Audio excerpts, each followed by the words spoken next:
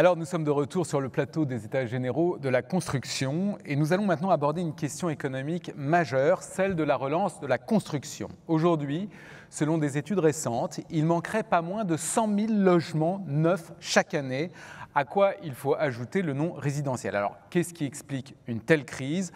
Avant de rentrer dans le vif du débat, je vous propose un sujet qui donne des éléments de réponse. C'est un reportage réalisé par Frédéric Castagnède.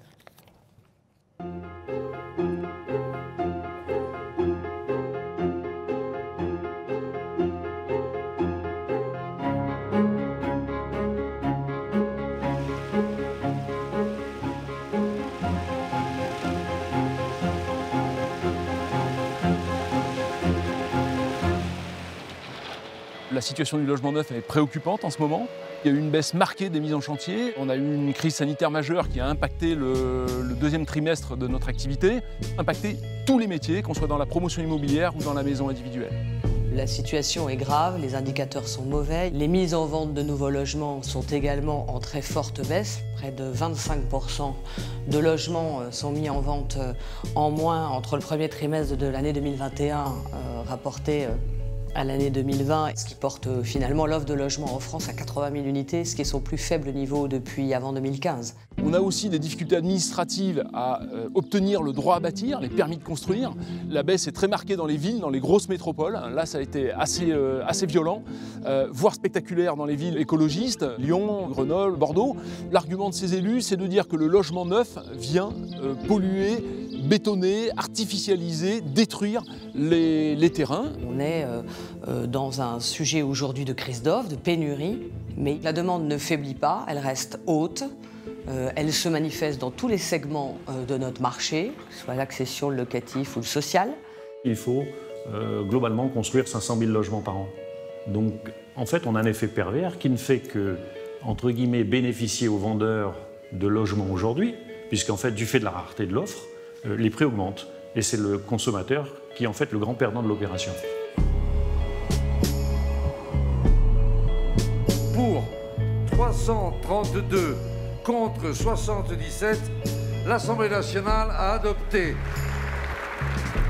Mesdames et messieurs les députés, parce qu'on ne peut plus laisser 20 000 hectares de nature disparaître sous le béton tous les ans, cette loi met fin à la construction de centres commerciaux au milieu de nos champs et divise par deux la vitesse d'artificialisation des sols.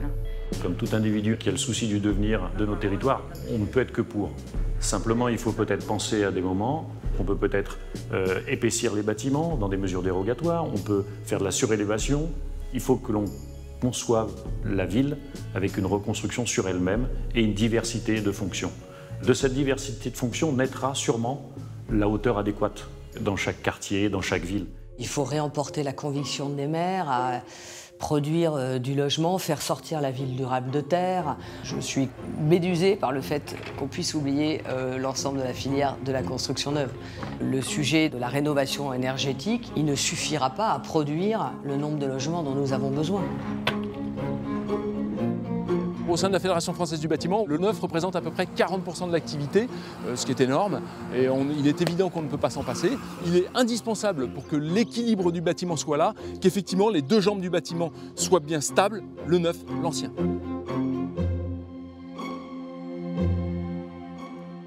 Alors, on vient de voir ce sujet sur la crise du logement. Dans ce contexte, il y a deux questions très simples. Quels sont les moyens de remédier à cette crise et est-il possible de construire davantage et de construire mieux ? Valérie Fournier, bonjour. Vous êtes présidente de la Fédération des entreprises sociales pour l'habitat. Samuel Minot, bonjour.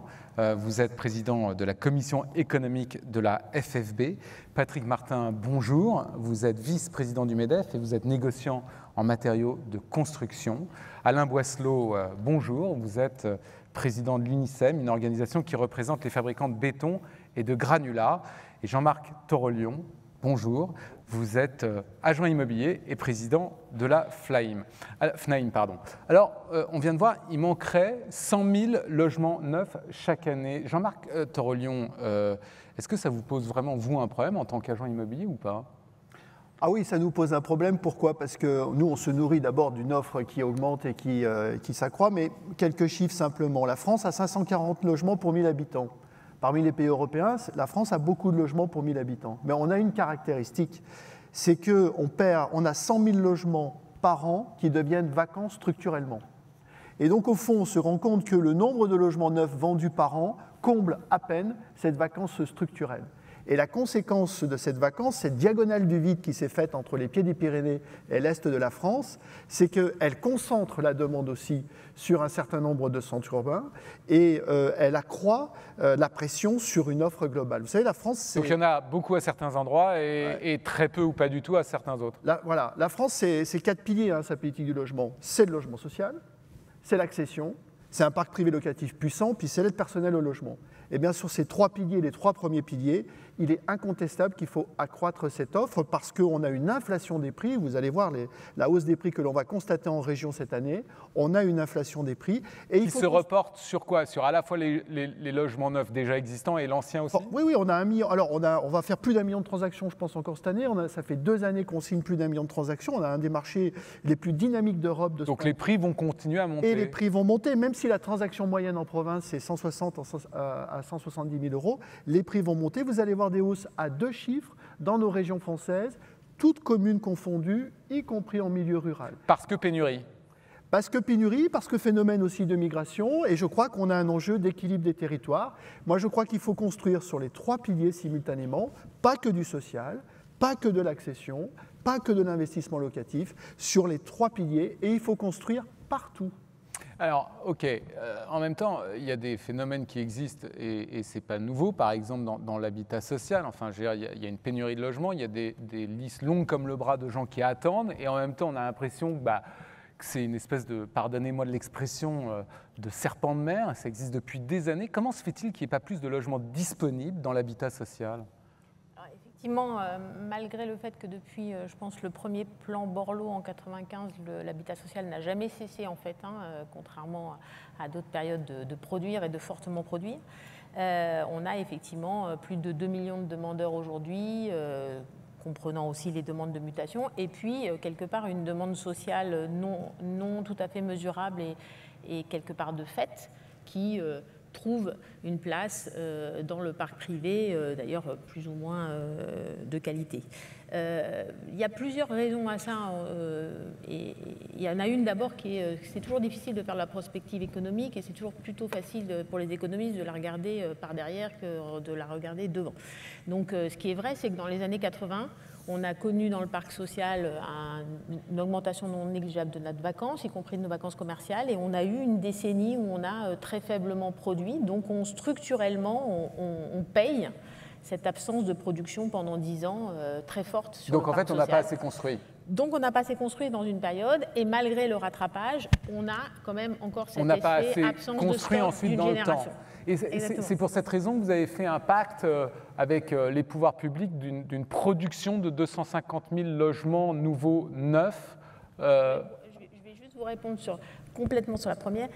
Il y a une paupérisation très forte quand même aujourd'hui de la population française, donc il y a aussi cet effet-là. Et avec un troisième effet, qui rejoint d'ailleurs ce qu'on vient de dire, c'est qu'on a un effet de non-sortie. C'est-à-dire que le système du logement social, c'est un système de commencement de vie, de départ dans la vie, en vue d'accéder à la propriété, etc. Ce système-là n'existe plus. Ça veut dire que donc, quand on y rentre, on y reste. a des gens qui restent plus longtemps et qui donc accroissent la difficulté de logement. Pour répondre pourquoi on a construit, exactement comme ça a été dit. Je pense que pour répondre à la crise du logement, il faut être sur les organismes HLM, ils sont sur les 3 pieds qui sont fondamentaux aujourd'hui. Ils sont sur un pied de construction neuve. C'est impératif de construire du logement et même de construire du logement aujourd'hui plus durable. Voilà, donc ça c'est un impératif. C'est pour ça que nous nous sommes engagés vis-à-vis de la ministre à construire en 2 ans 250 000 logements, ce qui est un défi non négligeable. Et vous pourrez tenir cet engagement d'ici 2 ans ? Aujourd'hui, je dirais qu'en tout cas, la famille des ESH qui construit depuis les années 80 plus de 60% de logements sociaux a des indicateurs qui sont possibles. Voilà, c'est un défi possible. Voilà, c'est-à-dire que vous n'êtes pas sûr. Vous savez, le problème, quand vous déposez une opération, vous la déposez, vous avez une saisonnalité, et puis vous avez tous les aléas qu'on connaît tous, les permis de construire qui sont contestés, la difficulté d'en avoir. On va parler des matériaux dans quelques instants. Voilà. Et donc en tout cas, on est volontaire, et je pense que l'ensemble des organismes HLM sont engagés pour répondre à ce défi. Et puis après, il faut requalifier, rénover, parce que c'est aussi indispensable. Et puis, il faut permettre un parcours résidentiel de sortie. Une partie de la crise du logement, elle découle aussi du fait que nous avons des taux de rotation qui sont de plus en plus faibles, donc des gens qui restent de plus en plus longtemps, et que nous n'arrivons plus à permettre un accès au logement optimal. Donc je pense qu'il faut travailler sur les trois axes. Patrick Martin, vous êtes vice-président du MEDEF et négociant en matériaux. En quoi cette crise de la construction neuve impacte votre entreprise, mais aussi l'ensemble de la filière, voire davantage sur l'économie tout entière ?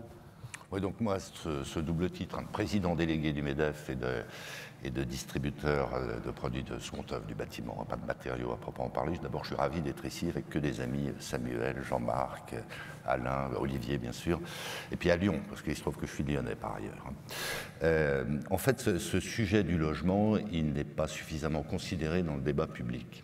Et quand il l'est du seul point de vue, qui est important, bien sûr, des intérêts de la filière bâtiment.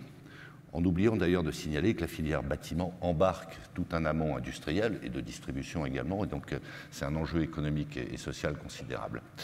Et donc on ne prend pas suffisamment en compte la classe politique, les décideurs publics ne prennent pas suffisamment en compte la globalité du problème. La globalité du sujet, et singulièrement deux enjeux qui sont absolument considérables, celui du pouvoir d'achat, et on sait que plus on descend dans les catégories sociales, plus le poids relatif du logement est considérable dans les budgets des ménages, le tiers du budget des ménages dans les catégories défavorisées. Je ne parle pas des exclus, qui sont par ailleurs un sujet très important. Et donc quand on nous parle, à juste titre, du pouvoir d'achat des salariés de la première et de la deuxième ligne, on devrait, séance tenante, inscrire le débat du logement dans ces considérations. De la même manière, il y a des incohérences criantes dans les décisions publiques. J'en cite quelques-unes. On ne peut pas, d'un côté, alors même que la demande quantitative et qualitative augmente, on ne peut pas simultanément avoir, et c'est la responsabilité aussi bien des décideurs étatiques que des collectivités locales, instaurer le zéro artificialisation nette et empêcher la densification urbaine. Ça, on va y venir tout à l'heure. On a un cas d'école ici à Lyon, je tiens à le souligner. Parce qu'en effet, ce sont des approches malthusiennes, incohérentes, qui ne font qu'exacerber le sujet, avec donc un impact pour la filière bâtiment dans sa globalité, mais au-delà de ça, pour le pouvoir d'achat des ménages. Et puis un dernier point que je tiens à évoquer, qui est celui de l'accès à l'emploi. Dans toutes les études, alors qu'on sait qu'on va être confronté à des mutations extrêmement profondes dans notre économie, et à des mutations également géographiques, l'accès à l'emploi est le principal frein à la mobilité professionnelle. Donc si on met tout ça bout à bout, il faut réinscrire beaucoup plus puissamment le sujet du logement dans le débat public, et puis que nos élus fassent preuve de courage à un moment donné et ne courent pas tous les lièvres à la fois. Alain Boisselon, vous représentez les fabricants de béton et de granulat, vous partagez ce point de vue ou pas ? Écoutez, nos entreprises travaillent à 95% pour la filière du BTP, et le bâtiment, c'est le fer de lance du BTP. Donc quand le bâtiment freine, effectivement, nos entreprises en subissent directement les conséquences, d'autant plus que comme nous produisons local pour vendre localement, nous n'exportons pas, donc il n'y a pas de compensation possible. Donc la problématique du coup de frein auquel chacun se prépare, nous allons la vivre très durement. Alors, ça fait des années qu'on dit qu'il manque 100, 150, 200 000 logements. En 2008, on a eu un pic que tout le monde a en mémoire, et nous avions, à cette époque-là, été capables de produire 250 000 logements de plus que l'année d'avant. Bon, ce qui veut dire que notre capacité à faire, elle est là. Le bottleneck, ce n'est pas les producteurs. Le bottleneck, c'est une conception, comme on l'a dit, du logement qui se fait par à-coup. Nous, notre activité de producteur de granulats et de béton par la suite, c'est une activité qu'on doit programmer à long terme, et donc on s'inscrit dans la durée longue. C'est pour ça qu'on travaille sur les SCOT, sur les schémas des carrières, pour dire dans 5, 10, 15 ans, de quoi aura-t-on besoin? Et donc ces besoins-là, on a besoin que l'État et la collectivité se disent, si on veut construire 500 000 logements, ce n'est pas 300 000 une année, 150 000 l'année d'après, 400 000 dans 2 ans, il faut qu'on ait un plan qui soit cohérent, donc qui soit financé, mais aussi pour lequel les politiques locales prennent leur part. Voilà. Donc nous sommes persuadés, on a vu ce qui s'est passé en Europe dans certains pays, où les activités de carrière ont baissé de 80% après 2008. En France, on a malgré tout la chance d'avoir un modèle qui est un très bon amortisseur avec le logement social, il faut vraiment le logement social et les aides. Tout ce qui a été historiquement les plans d'aide qu'on connaît tous, qui sont parfois remis en cause en disant la politique française du logement n'est pas la plus efficace, il faut tout arrêter. Bon, ok, et on fait quoi? Eh bien, on constate que dans certains pays, ils ont d'autres modèles, certes, mais nous avons un modèle qui fait quoi? Qui préserve néanmoins un niveau d'activité minimum qui permet au tissu industriel de nos entreprises de continuer à vivre. On réduit la voilure. Entre 2008 et maintenant, on a fermé un certain nombre de sites. Mais malgré tout, si demain il faut être capable de fournir, on le fera. Et donc, nous sommes persuadés qu'il faut que la politique du logement elle soit cohérente et qu'elle se dise que c'est une part très importante de la résolution de la crise sociale qui est sous-jacente. Moi, je n'accepte pas de voir que les jeunes, aujourd'hui, ne sont absolument pas capables, pour des problèmes à la fois de prix de pouvoir d'achat, de se loger près de leur lieu de travail. On le constate tous. Donc c'est notre devoir à nous de le faire et puis de le faire accepter par tous. Alors, on voit donc que le segment du neuf, que la construction neuve est dans une situation difficile. Valérie Fournier évoquait notamment le pacte des 250 000 logements sociaux. Il y a aussi la problématique du logement, du segment du locatif privé. Et pour soutenir l'investissement des particuliers, il y a dans ce domaine, il y a depuis des années une longue tradition de dispositifs d'incitation fiscale. On a connu le Cellier, le Duflot, le Rebien, aujourd'hui le Pinel, le COS. Samuel Pineau, ça veut dire quand même que vous êtes super aidé. Alors on a été invité par le président Saleron et puis par Édouard Bastien à l'ouverture de ces états généraux à déconstruire des idées reçues. Donc on va s'absorber à les déconstruire et puis peut-être à faire tomber quelques préjugés sur ces dispositifs d'aide. Et il faut reconnaître effectivement qu'il y a une longue tradition de ces dispositifs. Et en quoi c'est un problème, Samuel Minot, d'être aidé? Alors c'est pas un problème, il faut le savoir que ces aides au logement visent simplement à corriger la fiscalité qui est confiscatoire dans l'immobilier. Tous les prélèvements qui sont assis sur le logement et qui représentent la bagatelle de 80 milliards d'euros dans les recettes de la nation sont 2,3 fois supérieurs aux aides au logement. Donc les aides au logement, ça vient simplement corriger cette fiscalité qui est extrêmement importante et qui freine la volonté d'investissement du particulier, de vous et moi, qui allons investir dans un bien immobilier pour garantir notre retraite, pour investir dans un bien immobilier. Ça vient simplement corriger cette partie-là. Donc voilà, dans l'idée reçue, aide, c'est peut-être pas le bon mot, c'est un catalyseur, ce qui est mis en place. Mais c'est pas déjà ça de gagner au fond? C'est déjà ça de gagner. Dis donc, si nous n'avions pas ces dispositifs, et j'aime bien l'idée d'incitation, ça incite à se pencher sur le sujet de l'immobilier. Plutôt que la bourse, plutôt que d'autres sources de placement, l'immobilier peut être un moyen intéressant, sous réserve qu'on soit un petit peu aidé avec un catalyseur qui vient corriger cette fiscalité. D'accord. Donc vous, justement, vous avez une proposition à faire par rapport à ça, et la proposition est la suivante. En gros, c'est plutôt que d'avoir un régime dérogatoire, vous proposez d'être aligné sur le dispositif classique d'amortissement. Concrètement, ça veut dire quoi? Eh bien, ça veut dire que si j'achète un bien de 100 000 euros, eh bien, je pourrais bénéficier d'une déduction fiscale de 3% de 100 000 euros chaque année sur mes revenus imposables. J'y gagne ou j'y perds par rapport au dispositif Pinel et autres? L'idée de la proposition, c'est de se dire, on l'a dit à l'instant, il y a une tradition de ces dispositifs qui ont montré leurs limites, certains plus incitatifs que d'autres. Il faut qu'on re-questionne les règles, qu'on re-questionne la fiscalité et qu'on mette à plat des systèmes qui, même si c'est une tradition, si c'est une mauvaise tradition, il faut changer les traditions et il faut voir un petit peu différemment. Comment on fait dans nos entreprises? Quand on investit dans l'immobilier, quand on investit dans du matériel de production, on a un système d'amortissement. Ça fonctionne extrêmement bien en entreprise. Pourquoi on ne pourrait pas le transposer pour le particulier et d'avoir effectivement cet amortissement? Pour répondre à la question, ce dispositif, bien sûr, il correspond au neuf, mais il pourrait être étendu aussi aux biens anciens, à rénover. Donc il faut qu'on puisse... Je vois Jean-Marc Torelion hocher de la tête, vous y croyez aussi? Je pense que c'est une excellente... Alors, je pense qu'il n'y a pas de fatalité à ce qu'on soit toujours sous perfusion.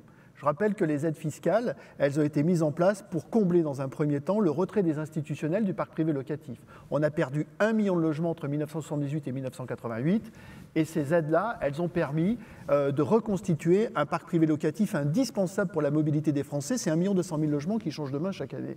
Mais moi, je pense qu'il faut mettre à plat le dispositif totalement, quitte à être un petit peu politiquement incorrect, mais je veux dire, ces dispositifs fiscaux, ils sont là aussi pour combler le fait qu'on impose aux promoteurs des prix bloqués pour le logement ancien qui sont très bas. Et finalement, on a un surprix sur l'accession et un surprix sur le marché libre lié à ce financement. Et au fond, il y a une forme d'hypocrisie là. Et moi, je pense qu'il faut tout remettre à plat. Mais qu'est-ce qui se passe au contraire si on est sur l'amortissement classique? Et pour revenir à ça, je crois qu'il faut effectivement un vrai statut du bailleur privé en France, reconnu comme étant un producteur de services au logement. Et c'est le sens de cette proposition qui est faite. Et je souhaite qu'elle soit étendue effectivement à tous les investisseurs. Et là, c'est à mon sens un vrai combat que l'on doit mener, une vérité des prix et effectivement un soutien à l'investisseur reconnu comme véritable producteur de services au logement. Et ne pas être soumis non plus à des lois de finances qui peuvent faire varier les dispositifs, etc. L'immobilier, ça a été dit, c'est l'industrie du temps long. Il faut une visibilité en toute chose. Il faut une visibilité pour les entreprises, il faudra une visibilité sur la rénovation énergétique et son accompagnement, et il faut une visibilité pour les investisseurs.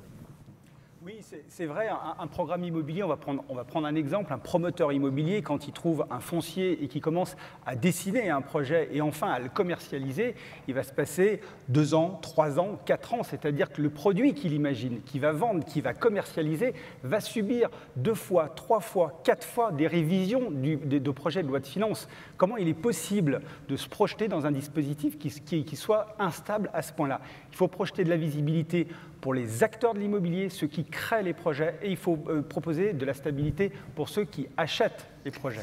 Alors, on parle de construire plus, mais encore faut-il pouvoir construire, puisque aujourd'hui on assiste à un phénomène très important qui est celui d'une pénurie majeure des matières premières, une inflation des matériaux en conséquence, et une crise qui pèse sur l'ensemble de la filière. Samuel Minot, pour quelles raisons y a-t-il une telle pénurie aujourd'hui et sur quels matériaux? Alors on peut donner toutes les explications qu'on veut, je pense qu'il y en a beaucoup, des différentes, des vraies, des moins vraies. On est en sortie de crise Covid, on a vécu un état de guerre économique l'année dernière. Il est normal qu'il y ait des répercussions économiques sur beaucoup de filières, et la filière des matériaux n'échappe pas à cette règle. Elle a été brutale, elle a été violente, elle a d'abord touché, fin de l'année dernière, les métaux, les aciers, et maintenant, depuis ce début d'année, elle touche les produits dérivés du pétrole, le bois, etc. Mais c'est quoi? C'est en gros, on a gelé tous les projets et au fond, il y a des pays qui ont redémarré plus tôt que nous, comme la Chine, et qui ont eu une espèce de soif et de besoin de ces matières premières qui fait qu'aujourd'hui, sur les marchés européens, on ne trouve plus de stock disponible? C'est exactement ça. Il y a une désynchronisation complète de l'offre et de la demande. Donc tout est déréglé. Il va falloir que le marché se re-règle. Et ce sont des marchés souvent mondiaux. L'acier et le bois, ce sont des marchés mondiaux. Peut-être que le béton est moins soumis parce que c'est de la production locale, consommée localement. Mais beaucoup de matériaux ne répondent pas à cette règle. Donc il y a une désynchronisation complète. Il y a une flambée des prix, ça c'est la première chose qu'on a commencé à voir de fin d'année dernière. Par voie de conséquence. Conséquence, augmentation des prix. Deuxième conséquence, l'allongement des délais d'approvisionnement. Et effectivement, le risque pénurique, il est là, il est à nos portes. Et alors, ça a quoi comme conséquence sur les entreprises? 80% du marché du bâtiment, ce sont des marchés privés. 20% si c'est du public ou du semi-public. Ça veut dire que 80% des marchés sont des marchés non indexés. Ça veut dire que l'entreprise, quand elle fait son prix de revient, qu'elle vend un produit à son client, elle a prévu des prix d'achat, et quand ces prix d'achat flambent, elle ne sait plus tenir ses marges. Elle ne sait plus tenir ses marges, elle ne sait plus garantir ses délais d'intervention, et pourtant, elle est tenue contractuellement à fournir un objet à une qualité donnée et à un délai donné. Ok, concrètement, il se passe quoi? Il y a des boîtes qui commencent à fermer? Alors les boîtes, on a de la chance d'avoir tout notre appareil productif debout parce qu'on a été extrêmement aidé l'année dernière, donc les entreprises sont là. Non, les entreprises aujourd'hui, elles se posent la question, elles se disent quand moi mon offre aujourd'hui dépasse de 5, 10, 15%, je ne peux plus assumer mon marché. Donc certaines entreprises vont se dédire de leur marché, vont dire mais s'il ne s'opère pas une solidarité sur le secteur, sur le marché, il va falloir répartir cette hausse, il va falloir se poser cette question. Et la complication du système, c'est que dans les marchés privés, l'indexation n'existe pas. Cette possibilité qu'on a de lier notre facturation à une hausse de matériaux, notamment avec les indices BT, qui sont des indices officiels de Ça veut dire l'INSEE. quoi concrètement pour ceux qui Ça veut dire que quand on vend à 100 et que 6 mois après, eh bien, les prix de vente devraient être à 120, l'indice corrige automatiquement, sous réserve que les marchés soient indexés. Et en marché privé, dans la grande majorité, ils ne sont pas indexés. D'accord.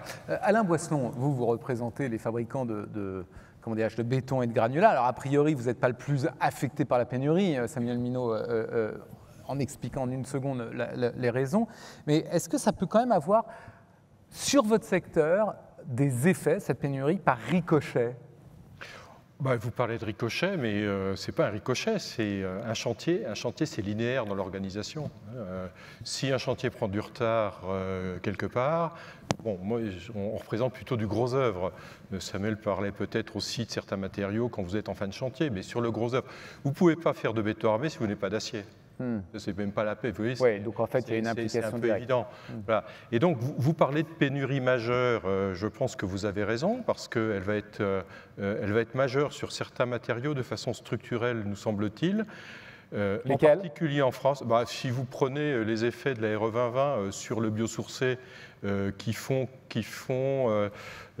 faire l'objet d'une demande très très forte, légitime, mais qui va dépasser de façon... Sur quels matériaux ? Les matériaux biosourcés. Par exemple, le bois, des choses comme ça ? Alors le bois, la laine de chanvre, enfin, vous avez tout ce qui vient du sol, qui n'est pas minéral. Et là, vous avez déjà des problématiques de pression sur ces matériaux-là ? Vous demandez sur le bois. Moi, je n'ai pas de problématique de pression, puisque je... Non, mais en tant qu'observateur, là. Mais on constate qu'il y a une demande de bois qui va être supérieure structurellement à l'offre. Et quand on parle, nous de l'UNICEM, nous avons pris un parti qui était celui de dire produisons localement pour construire avec les matériaux du territoire. Ah oui, c'est ce que j'allais dire, on en a du bois, nous. Alors, on n'en a pas tant que ça. La filière bois, je laisserai mes collègues parler de leur sujet. Ça fait des années que la France essaye de structurer sa filière bois, 20 ans. Des plans et avec beaucoup de difficultés parce que on a un parcellaire de base qui est très compliqué. C'est une histoire compliquée, le bois, et je ne voudrais pas qu'on oppose les matériaux.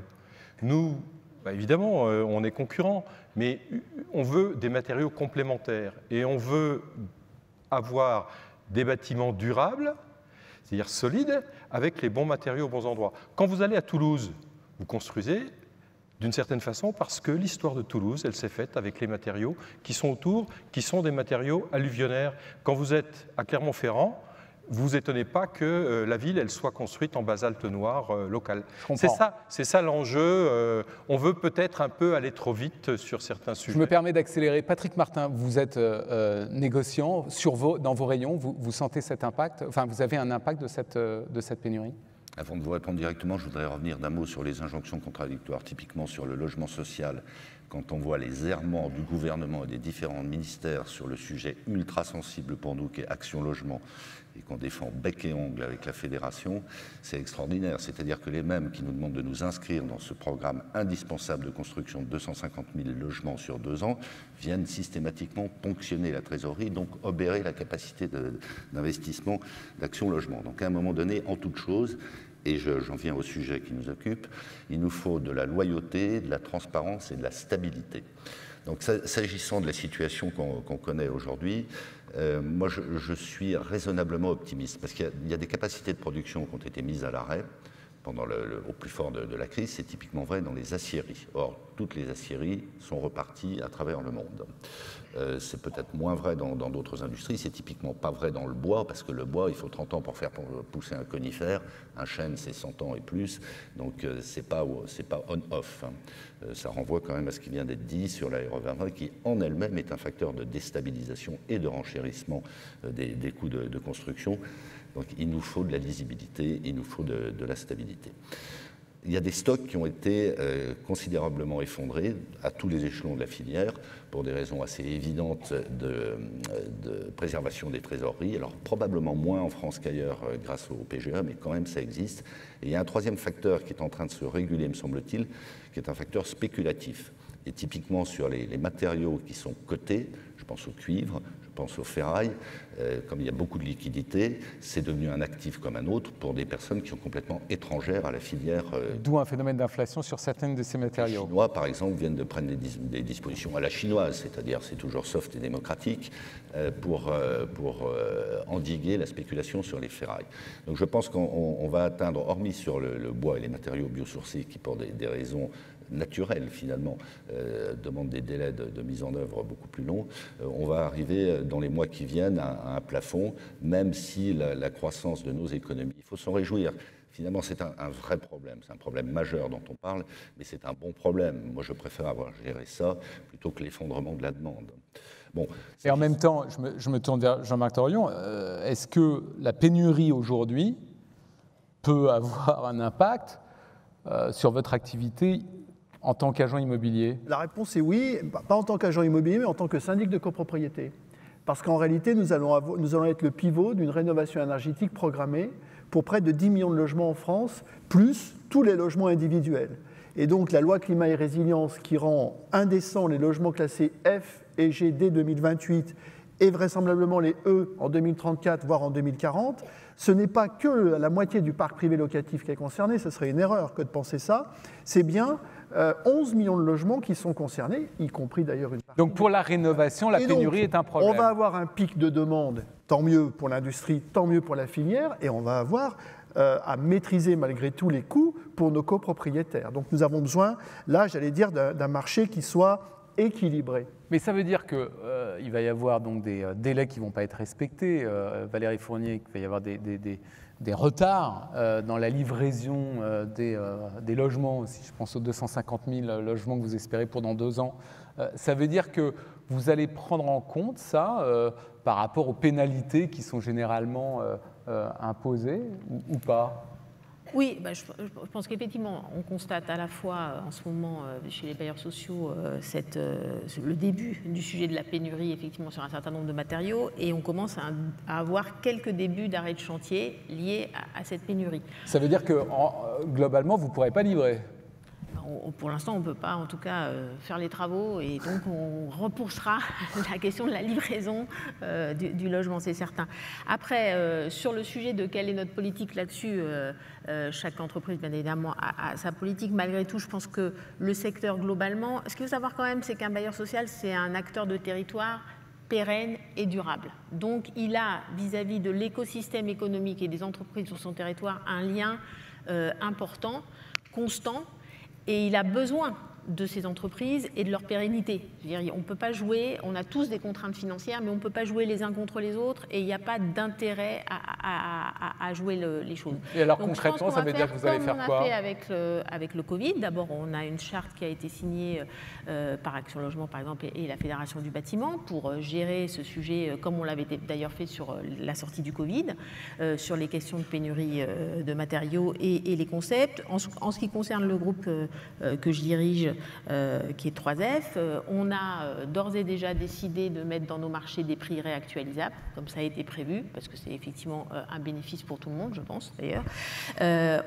On fait des avances de 10% dès la signature des marchés pour les entreprises. On l'avait fait pendant le Covid, on l'a même monté à 15%, soit quand l'entreprise a des difficultés financières pour tenir, soit parce qu'effectivement, elle a besoin d'acheter en amont et plus rapidement ses matières premières par rapport à l'échéancier du chantier, et que finalement, c'est un gain pour tout le monde qu'elle puisse l'acheter tout de suite, même si ça augmentera la tension, mais en tout cas, ça permet de faire plus vite. On n'applique pas les pénalités de retard sur le sujet de la pénurie en tant que tel, en tout cas dans le groupe que je dirige. Et puis, on travaillera au cas par cas aussi, sur tout s'il y a arrêt chantier, sur la question du coût du gardiennage, de la mobilisation des engins de chantier pendant la période de coût, comme on l'a fait pendant le Covid. Ça c'est des relations assez traditionnelles et qui me paraissent saines parce que, encore une fois, je pense que personne ne gagne à simplement essayer de tirer la couverture d'un côté ou de l'autre en fonction de la tension. Ça ne marche pas comme ça. Mais alors, par exemple, Alain Boisson, c'est quoi les solutions pour faire face à ces pénuries aujourd'hui, dans l'immédiat? Alors, bon, je pense que si on prend le recul, on se dit, bon, la stratégie du flux tendu zéro et des stocks pratiquement chez le fournisseur, on a vu quand même les limites. Et ça, c'est global à l'économie. Mais c'est vrai, si c'est global, c'est vrai pour nos métiers. Donc ça veut dire que chaque entreprise, elle va devoir aussi repenser sa stratégie d'approvisionnement. Stratégie d'approvisionnement, ça veut dire qu'il va falloir qu'elle valide les choses. Nous qui produisons des matériaux locaux, c'est facile pour un entrepreneur local. Il va sur une carrière, il voit si les matériaux ils sont disponibles ou pas. On le fait quand on a des grands chantiers de chaussée, ce n'est pas le bâtiment, mais c'est un autre domaine. Vous ne lancez pas une réfection de tapis d'enrobé si vous n'avez pas les matériaux qui sont prêts dans la carrière. Voilà, on ne le lance pas. Donc on vient, on valide. Donc ça va être quand même quelque chose à reprendre. Maîtriser un approvisionnement. Et si vous êtes plus local, vous êtes quand même moins dépendant des coûts de fret chinois qui ont doublé au niveau du container dernièrement, enfin je dis doublé, mais voilà. Par exemple, pour vous donner l'exemple, moi je représente aussi les fabricants de pierres de taille. Les fabricants de pierres de taille et d'ornement, il y a 3 ans, ils étaient à la rue parce que le container chinois arrivait à des prix qui ne pouvaient pas lutter. Aujourd'hui, ils disent il n'y a plus de problème parce que les containers, aujourd'hui, d'abord, il n'y en a plus et le prix il a explosé. Donc les gens reviennent vers nous en disant ah ben le grès des Vosges, c'est super. Oui, bon, ben, c'était super hier aussi, ou le granit breton, c'est super. Voilà. Donc ça, c'est remise en cause de ce principe-là. Et après, il faudra aussi compter sur l'innovation. C'est-à-dire l'innovation, c'est que les matériaux qu'on fabrique aujourd'hui, ils ont des capacités pour construire différemment. Vous dites, la table ronde, c'est construire durable et mieux. Nous, fabricants de béton, on s'est engagé sur des bétons différents, durables, et on va répondre aux exigences de la RE 2020 et de la décarbonatation, parce que ça, on s'y engage, il faut y aller, c'est comme ça. Mais il faut y aller à un rythme qui soit intelligent, soutenable et efficace, et qui ne crée pas des déséquilibres totalement structurels par ailleurs. Donc, vous allez aujourd'hui, l'acier, vous voyez des chantiers absolument extraordinaires en acier. Vous voyez aussi le MUSEM à Marseille, c'est magnifique. Et donc, il faut compter sur ces matériaux. Il faudra sans doute se dire qu'on peut faire plus haut, moins massif peut-être, mais avec des matériaux dont les qualités vont devenir absolument extraordinaires. Avec des bétons très haute performance et bas carbone, je pense qu'on pourra amener une part des solutions pour faire grandir la ville sur elle-même. Et puis vous savez, si demain vous voulez faire comme à Genève des appartements en souterrain, il faudra les faire avec les matériaux qui peuvent aller supporter l'humidité. Alors, donc ces matériaux-là, avant de songer à des appartements souterrains, pour les matériaux qui sont demandés de façon globale, on parlait de l'acier par exemple, quelles sont les solutions, Samuel Minot, pour faire face à ces manques et à ces pénuries? La FFB a accompagné déjà depuis le début de l'année une somme de recommandations qu'on a données à nos entrepreneurs, que ce soit l'artisan, la PME ou la grande entreprise. On a les mêmes problématiques, donc on a largement diffusé des informations pour raccourcir les limitations de date de devis, pour insérer des clauses, on en a parlé, d'indexation, de révision, de non-application de pénalités de retard en cas de décalage d'approvisionnement de matériaux. Donc on doit d'abord accompagner les entreprises à une vigilance dans les contrats sur lesquels ils s'engagent. Ça, c'est le premier rôle de la Fédération française du bâtiment et on les a alertés dès ce début d'année. Le deuxième, et Valérie en a parlé à l'instant, c'est une solidarité qu'on a dans notre secteur du bâtiment, c'est de dire il faut considérer que la période est extrêmement particulière, donc il faut un peu de bienveillance, il faut écouter ces problématiques et il faut, de gré à gré, aller voir les donneurs d'ordre pour trouver des solutions différentes. Et la dernière possibilité, c'est de travailler avec l'État sur un certain nombre de dispositifs, notamment un cas très concret, quand une entreprise n'a pas de matériaux, elle utilise le chômage technique, l'activité partielle, qui petit à petit, vous l'avez suivi, disparaît en sifflet. Donc vous êtes pour la progression du chômage partiel dans ce contexte-là, vous voulez dire? Alors, on est même dans la progression, même dans un retour en arrière, de dire que cette activité partielle doit être prise 100% par l'État. Aujourd'hui, la prise en charge, la charge entreprise est en train d'augmenter progressivement, puisque bien entendu, le gouvernement progressivement nous ferons sortir de ce dispositif en sifflet. Progressivement, la part de la prise à charge entreprise est en train d'augmenter. Ce n'est pas supportable pour nos entreprises. Aujourd'hui, les pénuries de matériaux, c'est une conséquence très claire de cette période de Covid. Donc, on attend le soutien total et entier de l'État sur ces chômages partiels quand une entreprise en a besoin. De le prolonger jusqu'à quand? Aucune visibilité. Patrick en a parlé. Peut-être qu'on a un peu de visibilité d'ici la fin de l'année. Est-ce que ça sera pour tous les matériaux? Est-ce que ça sera vrai ou non? Personne ne peut le dire. Donc c'est au moins jusqu'à la fin de l'année? C'est au moins jusqu'à la fin de l'année. Qu'est-ce que vous en pensez, Frédéric Martin? Moi, je rejoins la proposition, mais la difficulté, il faut surmonter les difficultés, Samuel, c'est de bien identifier les situations qui sont véritablement liées à ces pénuries de matériaux. Oui, pas d'en faire des effets d'aubaine. Oui, parce qu'il y a un autre sujet dont on ne parle pas, c'est qu'en parallèle, et y compris dans le bâtiment, il y a des difficultés de recrutement. L'occasion de dire que la réforme de l'assurance chômage... Oui, on a parlé de la pénurie des matériaux et pas de la pénurie de main-d'œuvre. En fait, on a un problème d'offre. On n'a pas un problème de demande, on a un problème d'offre. Donc, soyons attentifs à tous ces sujets. Et donc, ça demande des réglages fins. Mais je rejoins ta proposition, la proposition de la Fédération, et on va être à vos côtés. Je voudrais revenir sur 2 points s'agissant de ces difficultés d'approvisionnement. On a, j'espère ne pas être provocateur en disant ça, on a auprès de nos clients du bâtiment et de la filière bâtiment un comportement qui se compare un petit peu à celui des ménages l'année dernière, quand ils se sont rués dans les hypermarchés pour acheter des pâtes et autres produits de consommation. Bien. Nous, on le vit, je le vis moi dans mon entreprise, on a une certaine forme de surréservation ou d'anticipation des besoins, au motif malheureusement assez fondé, que nos clients se disent, le jour venu, je n'aurai pas dans les quantités voulues, ou je n'aurai tout simplement pas les matériels dont j'ai besoin. Et quand on analyse nos carnets de commandes, ils sont en train de gonfler d'une manière assez artificielle. Et on se doit bien sûr de réserver les matériels qui ont été commandés, à part qu'ils ne correspondent pas toujours à une demande effective. Et je crois savoir que si on rapproche, ce qui est interdit, donc on ne le fait pas, les carnets de commandes chez les différents distributeurs dans une même spécialité, les mêmes clients commandent à plusieurs endroits différents, de peur, le jour venu, toujours de ne pas être approvisionnés. Donc il faut savoir raison garder. Je comprends que la situation est très difficile à vivre pour nos clients, elle l'est pour nous également. Il faut quand même qu'on soit solidaire, comme tu le disais tout à l'heure, en toute chose. Et puis il y a un 3e point, parce que je ne peux pas ne pas faire de publicité pour la distribution. Finalement, c'est la vocation de la distribution, d'être l'amortisseur. Tu évoquais les flux tendus tout à l'heure. Il y a bien sûr des produits, il y a des affaires qui se prêtent aux flux tendus, mais bon, certains fabricants se sont dit finalement la distribution ne sert à rien. Ben si, elle sert à ça, elle sert à avoir des stocks. Alors pour ce qui nous concerne, on a beaucoup investi sur nos capacités de stockage, c'est jamais assez, mais quand même.